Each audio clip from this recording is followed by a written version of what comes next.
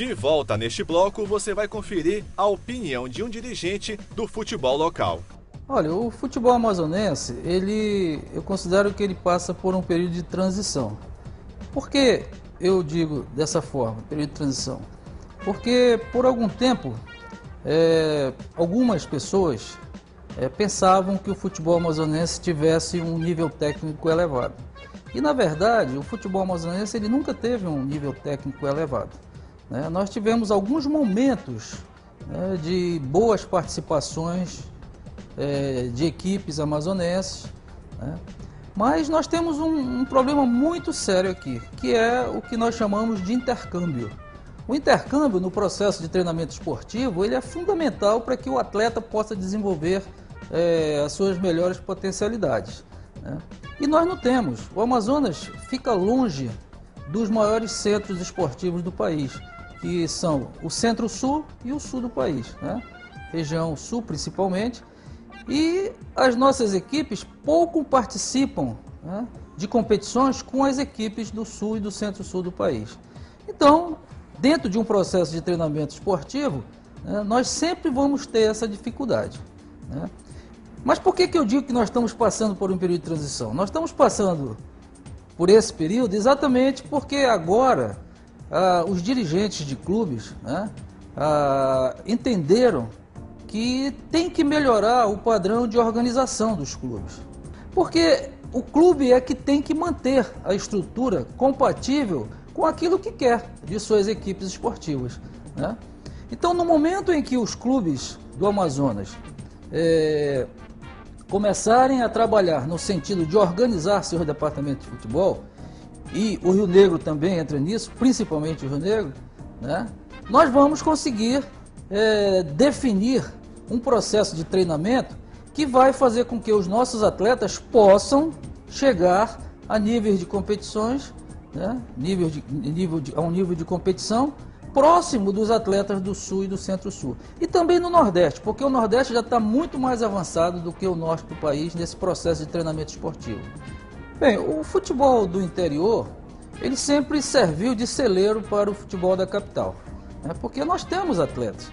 E aí ocorre uma situação interessante, é aquela situação do garoto que joga a pelada, pelada, aquele futebol descompromissado, que joga em qualquer lugar, em terreno baldio, no terreno da esquina, no quintal de casa. Então, com isso, os garotos vão desenvolvendo uma determinada técnica de futebol. E o interior tem muito disso. Todos os municípios do estado do Amazonas, nós não temos nenhum município com mais de 100 mil habitantes. Então, os municípios são considerados pequenos. Então, em todos eles, o futebol é o carro-chefe do esporte lazer, do chamado esporte lazer. E a partir dessa participação, começam a aparecer atletas que entram nas equipes representativas que disputam os campeonatos das ligas municipais. E como a Federação de Futebol tem uma competição que é fabulosa, que é a Copa dos Rios, uma competição que congrega mais de 80%, mais de 90% das ligas do interior, esses atletas aparecem nessas equipes. E as equipes da capital, as equipes profissionais, de vez em quando vão buscar alguns desses atletas. Nós temos alguns exemplos. Agora mesmo na equipe do Nacional, que está representando o Amazonas, nós temos o Michel, que é lá de Parintins, que jogou no FAST, e temos muitos outros. Nós temos o Ney, que é lá de Humaitá, que está na Espanha. Temos outros jogadores que vieram do interior, porque o interior é um celeiro de jogadores. Agora, isso não quer dizer que o futebol amazonense vai, de repente, pegar esses atletas do interior, o futebol profissional, e montar equipes de nível nacional. Não, é preciso, como eu falei anteriormente, de uma estrutura que dê suporte a um processo de treinamento esportivo ótimo, que faça com que as equipes possam ter uma representatividade em competições nacionais próxima das que as equipes do Sul, do Centro-Sul e do Nordeste têm. A estrutura que nós defendemos para o futebol amazonense, ela tem que ser efetivada principalmente nos clubes. É impossível você treinar qualquer modalidade esportiva no esporte de rendimento sem ter um local adequado para o treinamento. né? Em Manaus, nós temos apenas 2 clubes que têm centro de treinamento, que é o São Raimundo, que inclusive está com o estádio sendo reformado mais uma vez, né? E o Nacional Futebol Clube, né? No interior, nós temos clubes do interior, mas também nenhum deles tem um centro de treinamento. Eles usam os próprios da prefeitura, mas falta uma estrutura. Agora, você pode me perguntar, e tem condições de criar essa estrutura? Tem, desde que as organizações chamadas clubes, né, como nós estamos falando, se disponham a fazer isso, né?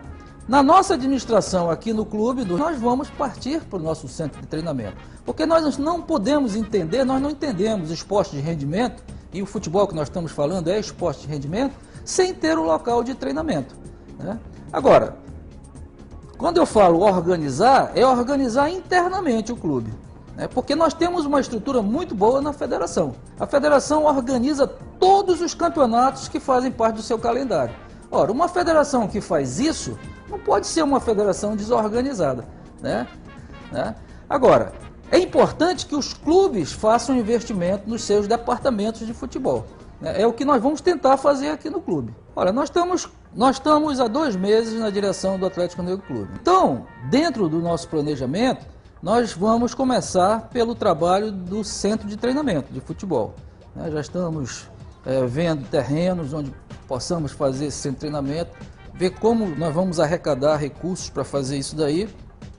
O mês de agosto é o mês do reinício das atividades, né? Inclusive também das atividades sociais do clube, né?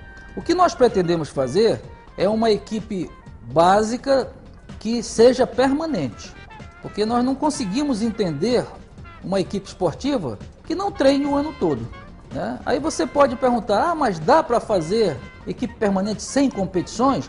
No meu ponto de vista, dá. Agora, nós temos que encontrar a fórmula para isso. As categorias de base, elas são exatamente de onde vêm os jogadores para a equipe principal. A base, como o próprio nome diz, né? Então, nós temos que trabalhar, né, com muita intensidade nas chamadas categorias de base. O Rio Negro, ele tem uma tradição de fazer jogadores, mas não aproveitar esses jogadores, né? É até um contrassenso a gente falar isso, né? Nós temos diversos jogadores que estão jogando em outros clubes e fora do nosso estado que começaram na nossa base. Agora, por que essa base não oferece esses jogadores para as nossas equipes profissionais? Porque normalmente essa base é terceirizada. Quando não é terceirizada, né, ela é uma base que não tem uma certa organização que permita, né, uma transição desse jogador até chegar, uma evolução desse jogador até chegar na categoria profissional.